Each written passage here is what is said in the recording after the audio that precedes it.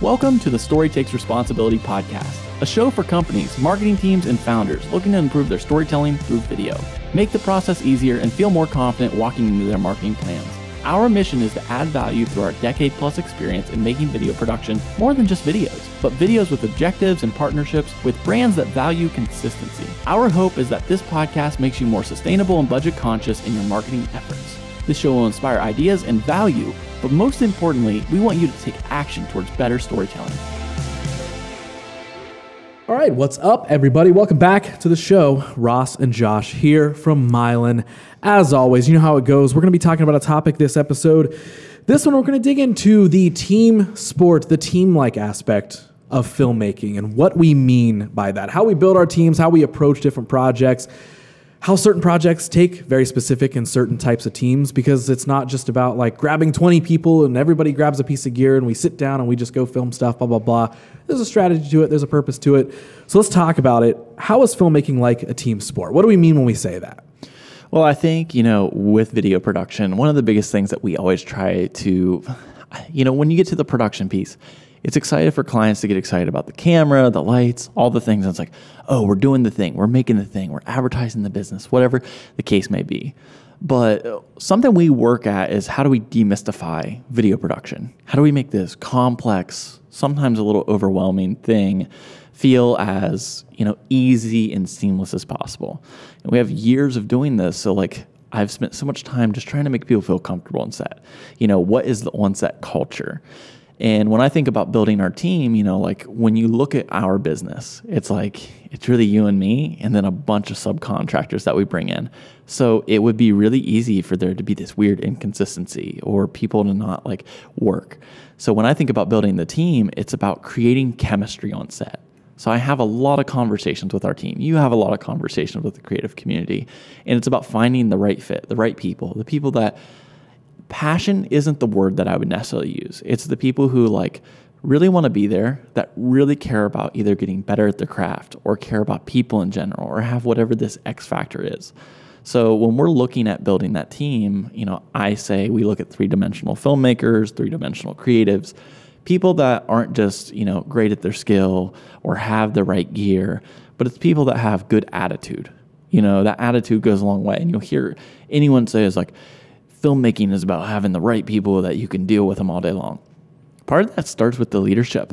When I'm bringing on a good client, I want to make sure they're a good fit. I want to make sure we're a good fit with them. But just as much, this isn't just about getting new clients. I want to bring people into our ecosystem that we can give them an opportunity to grow, or that they're adding value to us, or they're adding value to the client's project. So, it is a team sport. There are times on set that it's high pressure, but there's high reward too. I want to be quick. I want to be efficient. I want to manage time really well, but I want to have fun on set. We've put a big emphasis on behind the scenes content for all of our projects because genuinely, I look at, what we're making today. Yeah, we're making art. Yeah, we're impacting businesses. Yeah, we're doing all those things, but I want to be able to look back on the things that we made and see it as a good time, like a home video. And I want to be able to look back at all these people that we've brought into our ecosystem over the year and know that we had a lot of fun making this stuff together. Are we going to be doing this 20 years from now, or are things going to totally change? Are things going to adapt over time? To me, this is that opportunity to be able to make things and have fun while we're making the things. You know what I mean? Right. So let's talk about the client side a little bit, because I think it's super easy for a lot of the times to go into a production, go into planning of a project, and it's super transactional. It's very much it's us and it's you. It's almost like you've got your team, the production side, your business that we're hiring, and we, the client, we, the business, we've got our team. And they're two separate things, and we're just trying to figure out how we can come together, basically so you can give us this product that we want, we pay you, and we say goodbye. I know that's something that for years we always honestly tried to avoid. We've been taking this team mentality of, no, we collectively are the team together. We are joining in and becoming the same team as we enter this project. That's something that we've been doing, honestly, for years. And, one of the big things that comes to my mind in recent history is just to name drop a project here, is the CrossFit Gahanna project. Yeah. That was a really fun example of kind of like a trifecta of a team, where it was us and our team coming together with the CrossFit Gahanna team, but also coming together with the OHD team. And I mean, we got to do something relatively different with that project. We got to use the bolt, we got to do all that sort of stuff, but that also spawned into getting to shoot a lot of subject matters for CrossFit Gahanna itself. And obviously it worked out great because like I'm at CrossFit Gahanna, but also CrossFit Gahanna, their building is on OHD's space. And so it was this perfect storm of like, oh, well, we're all kind of already a team. We all have like things that are adjacent to each other. We're all connected in these ways. So why don't we make use of it? But whether that early connection is there or not, I still think that like those conversations can be had, and it's not as difficult to formulate that team going into a project as what it may be. And the result that us forming this huge team with all of those entities in one, I mean, that was probably one of the most fun. I mean, if I'll label it like a commercial project, that was one of the more fun commercial projects that I feel like we've ever gotten to do. And yes, we're getting to use something like the bolt and shoot these like awesome, crazy shots and all that sort of stuff. But it was more so like the planning process that we all got to involve ourselves in. Yeah. Because it wasn't just us. I mean, like, I don't know how to run a bolt. I don't know how to plan a bolt project. So we needed the teamwork from OHD to come in and say, okay, here's how we execute this thing. What are your guys' ideas? Cool, here's how we do this, right? And of course, also the ability to work with the CrossFit Gahanna team of like, hey, can you shut down the gym for 2 days? Are you willing to, who from the gym is willing to come in and lift a bunch of weights multiple times in a row so we can get these shots with the bolt because we're going to do them one after another after another. And hey, can we cover the gym in a bunch of different crazy lights? And hey, also working on like, does this meet the brand guidelines that we're establishing with the gym? There's all of these different elements that it wasn't just, hey, the Mylan team wants to make something creative, so they're going to grab gear from OHD, they're going to take it over to the gym, and they're just going to point the camera in and shoot. Mm-hmm. All of that was built off of this kind of like trifecta of communication of, hey, this side needs this from this side. This side needs this from that side, and so on and so forth, and how that actually, just kind of comes together to create the perfect storm. That to me is one of the main examples that comes to my mind, at least that I think of really making this like, okay, that was truly a team effort. Not that other ones weren't, but that one is like almost, to me at least, a glaring example. Yeah, and I think there's so many things in that. In the CrossFit Gahanna project we did, it's probably the biggest thing we've done for the year. It's in terms of there was so many things that could go wrong. And I'm a system maker, so as a system maker, it's like, how do I get all the parties to trust one another, to work towards that common goal together? And it's like one of the things when I think about that team sport element is, okay, there's the creative concept. Then there's all the like logistical things. Then there's the execution piece of that. And we got to meet in the middle. If there's a diagram of circles, it's like meeting in the middle is the magic. And if we lean too far over here, lean too far over here, lean too far over here, it starts to get problematic. It starts to get slow and clunky and all that sort of stuff.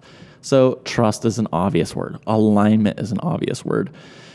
For me, it's like massaging all those things out. Like if we look at that, that's a bigger production in terms of like there's a creative jump, but there's also a big crew. I mean, if you think about like our side of things, I think we ended up with 11 people on set. If you look at the CrossFit Gahanna side of things, there ended up being 11 interviews that we did. And then on the Bolt day, we ended up having 7 different people scheduled to coordinate. So you're coordinating 24 plus people's, schedules together to make this whole project work. If we're over here on the creative imagination side and we're only over there and we're not respecting what's the logistical side of getting 24 people together in the same room towards a common goal to make the day go as smooth as possible, then you're working against a piece of technology like the Bolt. When you look at this robot arm that's designed to make these precision moves, on paper, on tech, it sounds cool. There's infinite possibilities. But when you have an objective of how do we make this work to where people who are physically lifting weights aren't getting so worn out, that's this magical thing. That's this teamwork that's required to kind of move the day forward, to manage the time, to make sure we're not destroying anybody's body in the process, and to make sure that we're making art that has an objective together. So that doesn't just happen by accident. That happens by Brian operates his company as a family. He looks at you as an extension of the family. They know Ohio HD. Ohio HD loves making these complex productions possible. So for me, like, I really had to be in the middle of all that. I had to talk to you and be like, what are some of the things? Here's what I need to be able to relay over to Ohio HD. Ohio HD, what do you need from me to be able to relay over to them? And it's all this back and forth. Communication is an obvious thing that enhances trust, that reduces some of these things. But if we don't think about that holistically, then it's just like we're excited about the idea of production, the idea of creating something, and we're not really thinking about how do we make, Ohio HD better? How do we make our crew better so they're more prepared? How do we make CrossFit Gahanna, or any client for that matter, more prepared for this production so we have better success? Comes down to teamwork, comes down to that team sport mentality. And I can will everything upon my shoulders, or you can, and you can want things to work. But it doesn't really work until you remove that hierarchy and you invite people in. You hear the saying of like, information is power. It's not really powerful until you break it down and you make that tangible and actionable for everyone to work towards that, not just a few people. So when we're talking about the idea of, filmmaking, production, projects, whatever, being more of this team sport style of thing, where do people often go wrong? Let's strip everything down to take those first few steps of like, okay, let's say client is in contact with production team, or production team is reaching out to client, whatever it may be. Those conversations are beginning, and they probably, is it the fact that most things lean more transactional too often? Is it that we throw logic out the window in favor of super awesome creative ideas? Where's that kind of imbalance? There's always a budget that pops up that can always throw a wrench in people's plans, even though there's always a way to smooth that over and make it make sense. But what are those kind of initial things? What's the thing that makes filmmaking not a team sport that everyone could be working a little bit better at? I'll use myself as an example. In our early years when, to put the leadership hat on for a second, when I wasn't a leader and we were trying to make productions and there was all this inconsistency, all these friction points, the problem was I was really bad at delegation. I wasn't good when people would ask me like, hey, how can I help? When I started to really take ownership of like, I'm making some mistakes, I'm not giving people the right information, that's when it clicked for me. This is going to be different case to case, but as someone who I make creative things. I love lighting, I love cameras, I love making beautiful images. You know that, I know that. But the reality is like, that's the reward for doing the systems and process, the planning, the delegation. And if I'm to go, into sports mode, it's like, it's putting the right players in the right positions. Okay, maybe this job at hand, if we look at the Bolt job, it's a rare case. Like if you're in that 10 to 20, person production side of things, we really do that maybe 5 to 10% of the time. That's not a huge focus of ours. Most of the time, we're in that sweet spot of 4 to 7 people. And my mentality with that is not looking at that as 4 to 7 people. But if we have 4 people on set, how do I make it feel like 15? The only way you do that is by actually understanding this person is great at these 3 things. And if I set them up for success in this one role and give them the right roles, the right responsibilities, and give them the right information to understand the significance of this job, this client, the things attached to it, then they have purpose, mission, values, all those great things. And we actually work as a unit, because it's not me saying, I'm the leader and I'm doing the cool things and you're doing the crappy things. I'm saying, listen, Noah, you're so confident in these areas. Like, I'll use Noah as an example. He's one of our camera operators. He might as well be the DP.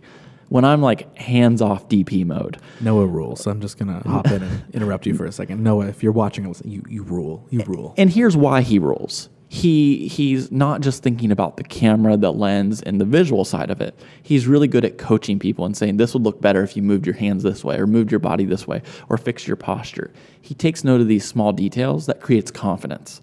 When you can create confidence in front of the camera, that pays off. Can I chime in for a second and add something to this? Because I think, just as much as it's important to, let's talk about the team element, right? The whole theme of this episode.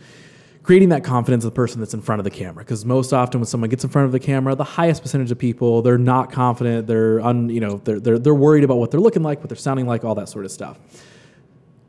Keeping with Noah being the example, he's one of the few DPs or cam ops, whatever way we want to put it. He's one of few people that has, he's one of few people that has given me as a director the confidence in being able to trust that he knows what we're doing. Because just like you were saying, he's not just looking at it from we're using this really rad camera, the lighting looks rad, and cool, I'm going to point this camera at this thing, and it's going to be so cool, we're going to get such a sick shot. He is doing those things. He is communicating. He is sharing that. He is verbalizing what he knows as a good DP needs to make this shot better, not just from the cinematic standpoint, but from the overall project standpoint. Hey, it would help if you stood like this a little bit better. Yes, visually it's going to help, but here's also why. Hey, do these mannerisms or less of these mannerisms. And that's not, again, just because of the shot or for the sake of the shot.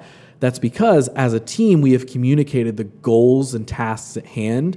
So I, as a director, can stand, over at the monitor and be looking at the shot, and there's less effort that I have to give to try and sit and be like, okay, guys, wait, can we actually redo this because we're kind of missing the point of what we're trying to capture? When you have somebody like him who is sitting and they know the team environment that we're working in, it allows everything to be a much better oiled machine because he's sitting and it's not about his skill behind the camera. It's his understanding of we are all working as a team. So he's going to be thinking a step or two ahead of, oh, okay, when Ross and I talked about this shot earlier, what did he say he was looking for and why? What's the emotion? Okay, I need to convey that to the person in front of the camera. Or when Josh and I were talking earlier about the way that this shot needs to be laid out or the way it needs to look, why did he say that thing that he said? Oh, it needs to look like this and here's why.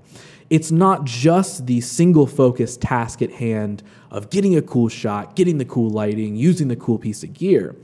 It does go straight back to everything we're talking about of filmmaking being a team effort. The work that he is doing in his individual position, right? As him being a player on the team, doing his one thing, that comes from and plays alongside every other player in position doing something else on the team. Yeah. And one thing that you're describing, and I think all the people that we're always attracting, whether it's attitude, what I would say, and we say this on the show all the time about marketing, brands need to be more proactive in their marketing efforts. That's what we look for with, Noah or Trevor or Louise or really anyone on our team. They're always looking at what's next. And, when I think about something that, you and I talk about all the times, we're anti-hierarchy in the sense that there's no the directors, there's no above the line and below the line for us. Does that make sense in some places? I'm just going to say, no, it doesn't. Yeah, I don't. When I'm talking from a leadership place, it's not that I'm Josh the boss or you're Ross the boss or anything like that. It's that we're all working towards this goal together. Sure, I might know or I might have more reputation at stake or anything like that. But at the same time, I like to think that the stakes are raised for everyone. Everyone on the team wants to do a good job. They want to leave an impression. This goes for the client too. Thinking back to CrossFit Gahanna, Brian was there every step of the way, asking how he could help, being right beside us. And he wasn't nitpicking us. He wasn't micromanaging us. He was just excited to be there, and he was trying to be as helpful as possible. And he had things he had to do, so he had to leave us. And it wasn't like he was like, boy, I hope you guys can keep the ship sailing. He's like, I'm going to step away. You guys got this under control. I'll be back a little bit later.